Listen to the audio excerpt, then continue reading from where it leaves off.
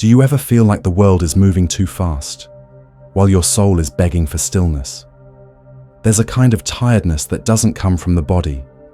It comes from the mind, a quiet exhaustion from always chasing, always doing, always bracing for the next demand. And in this endless motion, peace can feel like a distant shore we never quite reach. But what if peace isn't something we have to find outside? What if it's been waiting within us all along, still, patient, and eternal? In this ever-turning world, where noise surrounds us and pressure never sleeps, Buddhism offers us a gentle reminder. The calm you seek is already within you.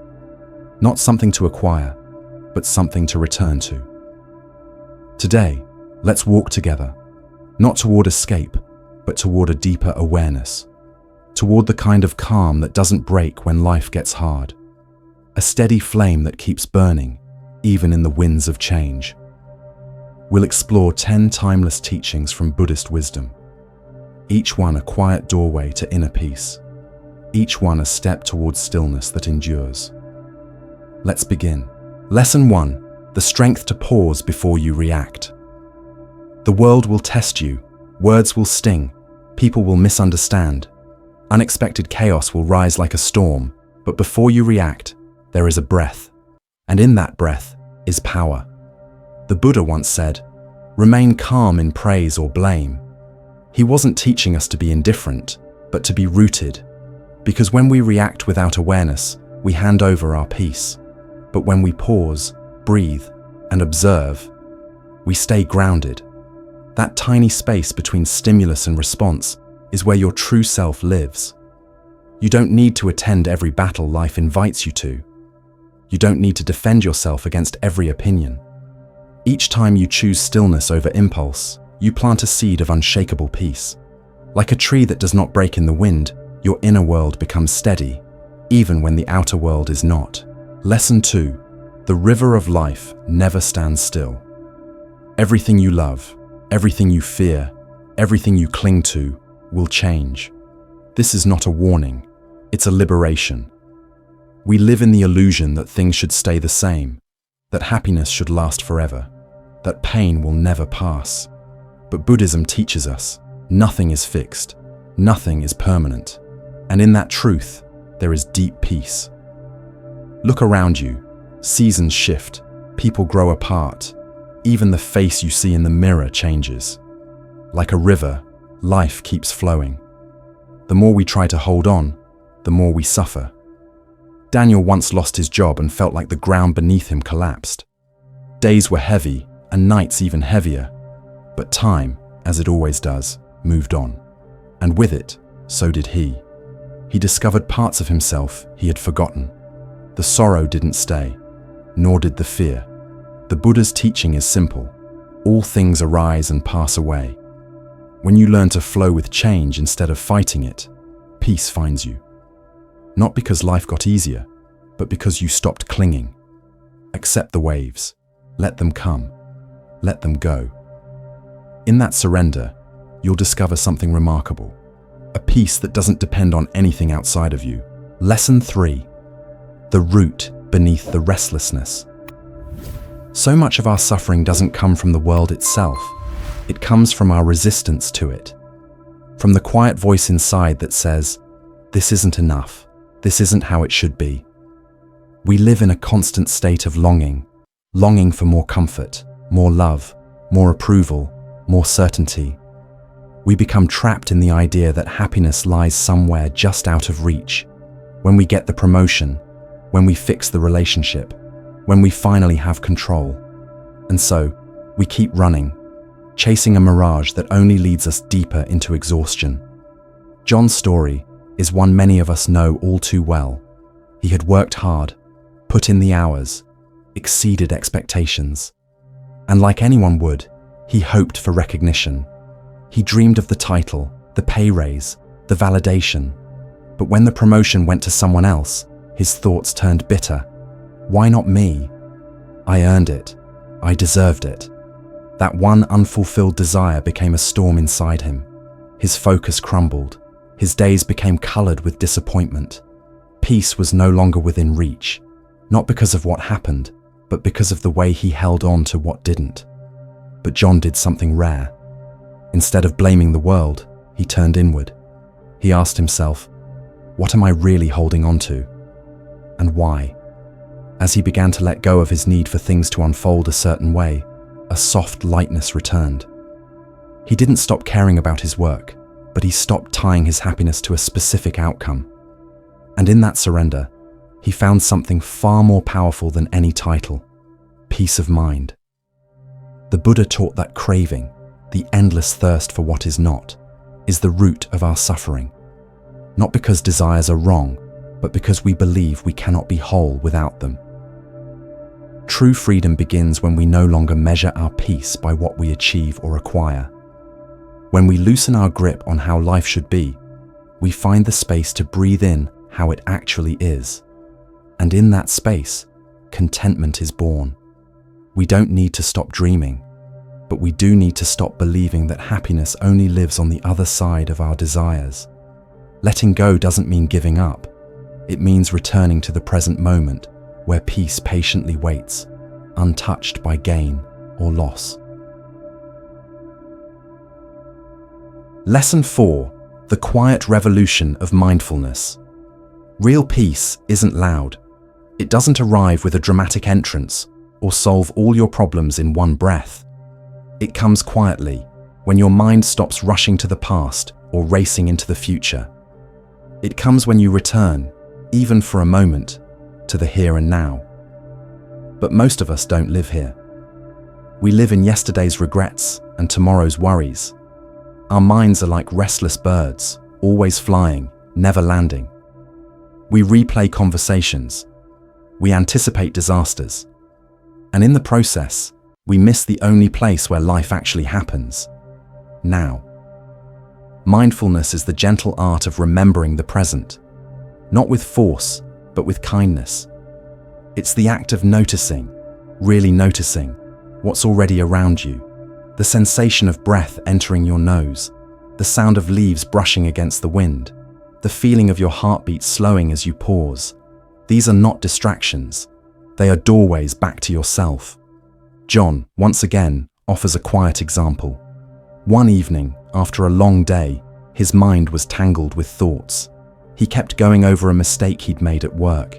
He worried about an upcoming deadline. Anxiety pulsed beneath his skin. But instead of letting it carry him away, he paused. He stepped outside, closed his eyes, and simply listened to the rustle of the wind, the soft hum of life around him. And for those few moments, the storm quieted. His situation hadn't changed, but his mind had. That is the gift of mindfulness. It doesn't solve your problems, but it gives you space to face them with steadiness. Mindfulness isn't about perfection. It's not about always being calm or never getting lost in thought.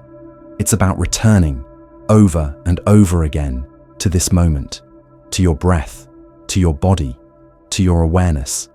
And every time you return, even briefly, the noise of the world softens and something ancient within you begins to awaken: presence. The Buddha once compared the untrained mind to a wild elephant, but with gentle training, through attention, through care, it becomes still, strong, peaceful.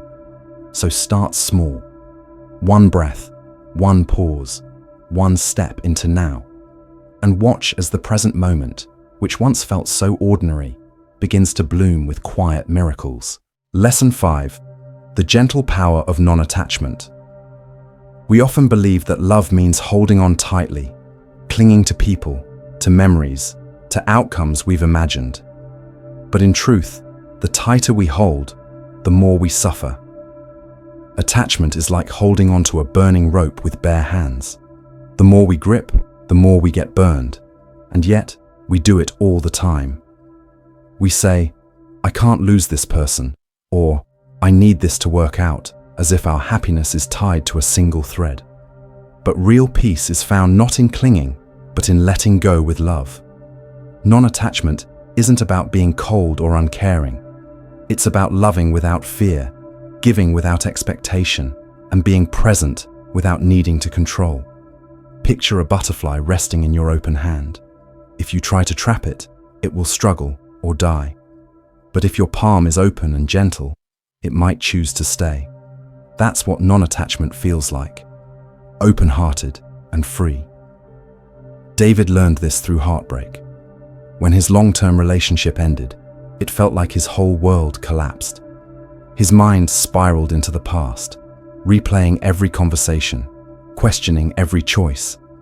He believed that if he could just understand, he might get back what he lost.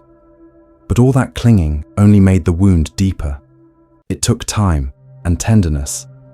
But eventually David began to soften his grip. He didn't stop loving. He simply stopped needing. And in that surrender, something beautiful happened. His heart began to heal. He realized he didn't have to forget the person. He could carry the love forward without carrying the weight. He shifted his focus inward, nurturing the parts of himself that had been neglected.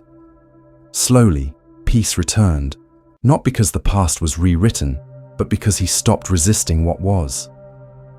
Buddhist wisdom teaches that impermanence is the nature of all things. People come and go. Circumstances shift. Even the breath we hold now will pass. To resist this truth is to invite suffering. But to embrace it, to walk hand in hand with change, is to unlock a deeper, unshakable peace. Non-attachment doesn't strip life of meaning. It fills it with clarity. When we stop gripping out of fear, we create space for healing, for growth, for freedom, to love without possession, to care without control, to be present without demand. This is the essence of non-attachment. And in that gentle release, our hearts finally rest. Lesson 6. The sacred stillness of silence. In a world flooded with noise, notifications, opinions, endless chatter, silence has become rare, almost sacred. And yet within silence lies the doorway to everything we seek: clarity, presence, peace. It is in the stillness that the storm inside us begins to calm. We often mistake silence for absence. But true silence is not empty, it is full. Full of insight, full of presence, full of the quiet voice we've long ignored. The Buddha himself often retreated into quiet forests, not to escape the world, but to return to its essence. He knew that in the quiet, the truth becomes visible. Samuel's life was loud. Deadlines, meetings, responsibilities, they all competed for his attention. Each morning began with urgency, and each night ended with exhaustion. But then, something shifted. One morning, he chose differently. He sat alone on his balcony, no phone, no distractions, just his breath, the chirping of birds, and the quiet hum of the world waking up. At first, the silence felt awkward, even unsettling. But then, it began to reveal its gift. In that stillness, he noticed how tired his mind was. He saw how much he had been running without rest, and slowly, as his breath deepened and the noise fell away, he felt something he hadn't felt in a long time: peace. Silence, you see, is not an escape. It's a return to your essence, a space where your soul can breathe.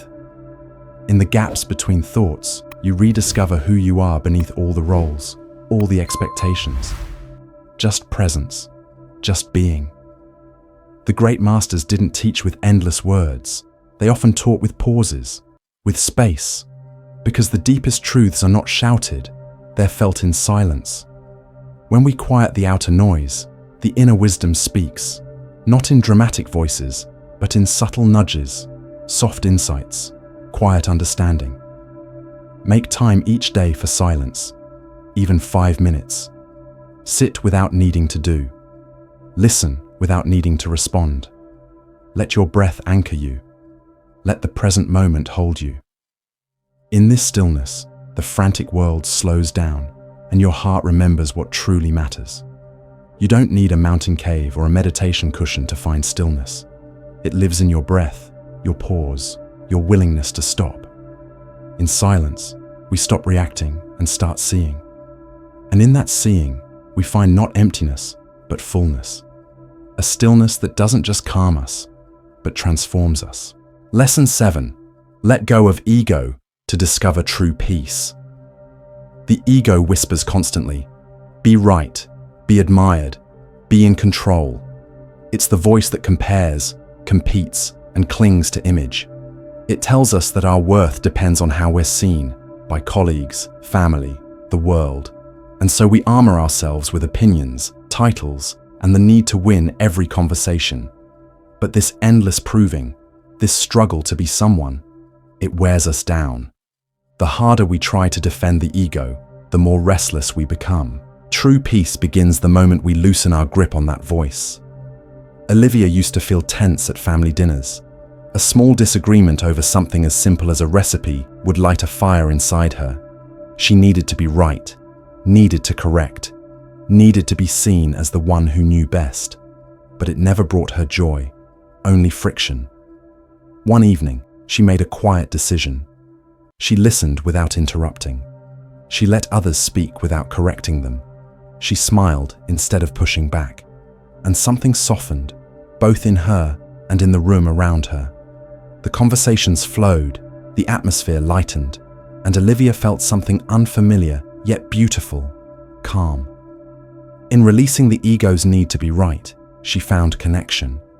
In letting go of pride, she found peace. This is the paradox the Buddha taught.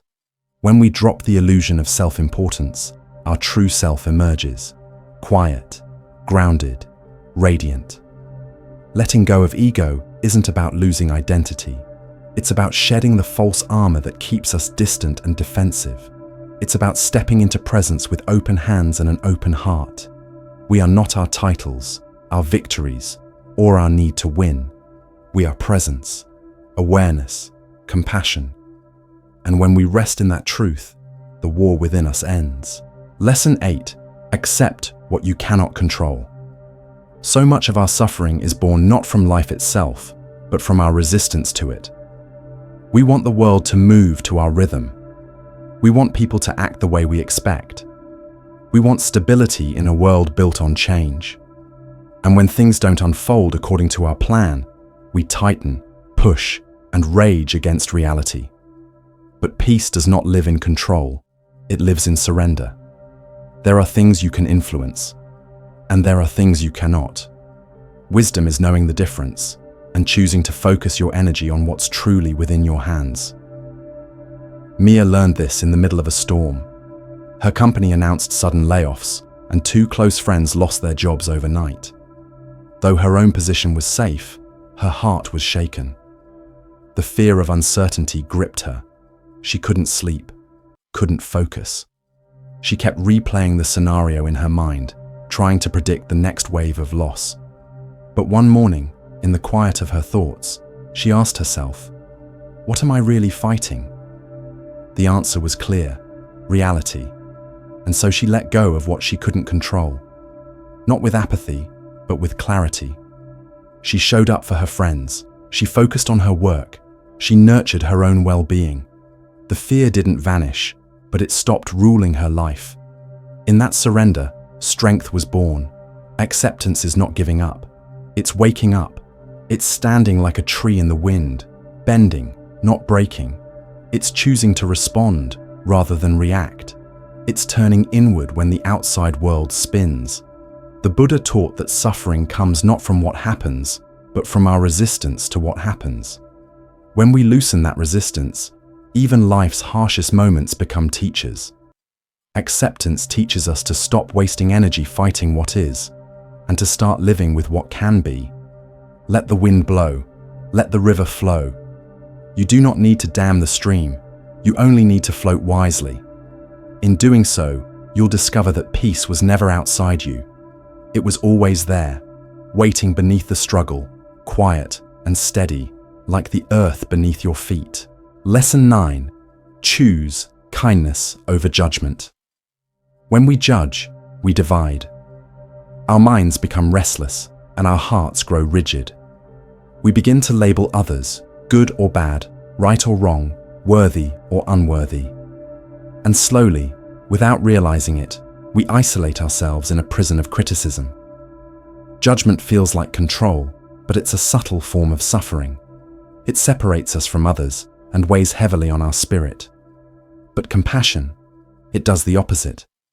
It doesn't excuse poor behavior, but it opens the door to understanding. It reminds us that behind every sharp tone or distant gaze is often a hidden story, one filled with fear, exhaustion, or grief. Emma felt this at a small grocery store one afternoon.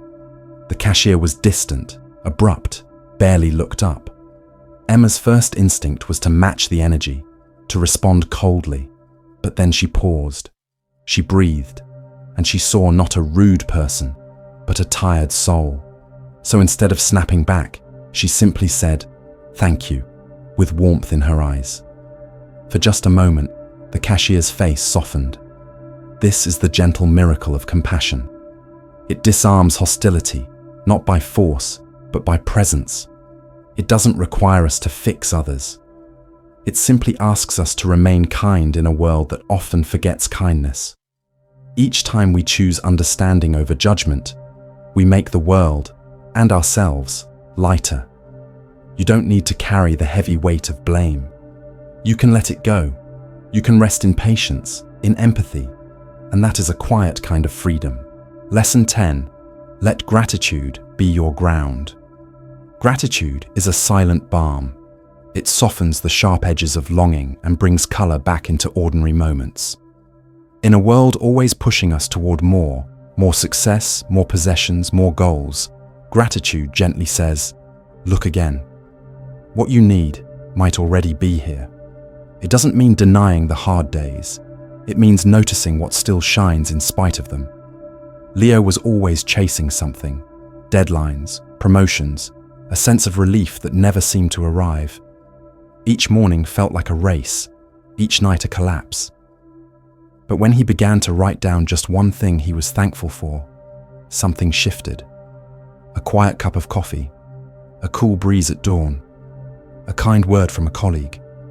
The noise didn't vanish, but he carried it differently.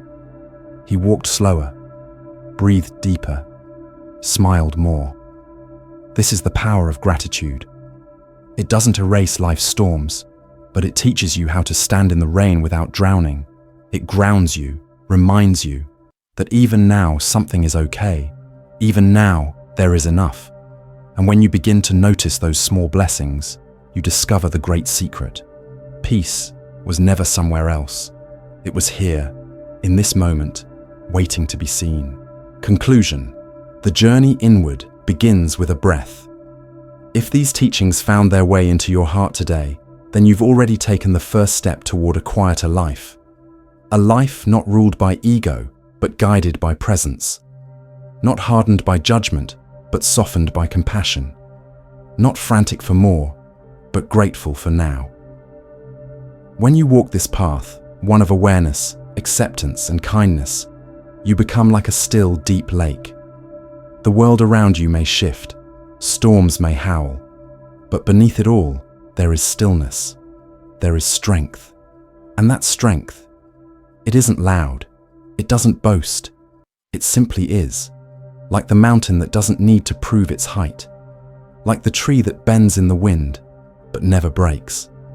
So as you go back into your day, carry this with you. Let go when you can. Be gentle when it's hard. And always return to the breath. Because the calm you've been searching for isn't out there. It's already within you, quiet, patient, and ready to guide you home. If this brought you even a moment of clarity, I invite you to subscribe. Together, we can keep walking this path, slowly, mindfully, deeply. There is more to learn, more to let go, more peace to uncover. Thank you for being here. And until we meet again, take care of your heart, stay present, and remember, you are already enough, and peace is already yours.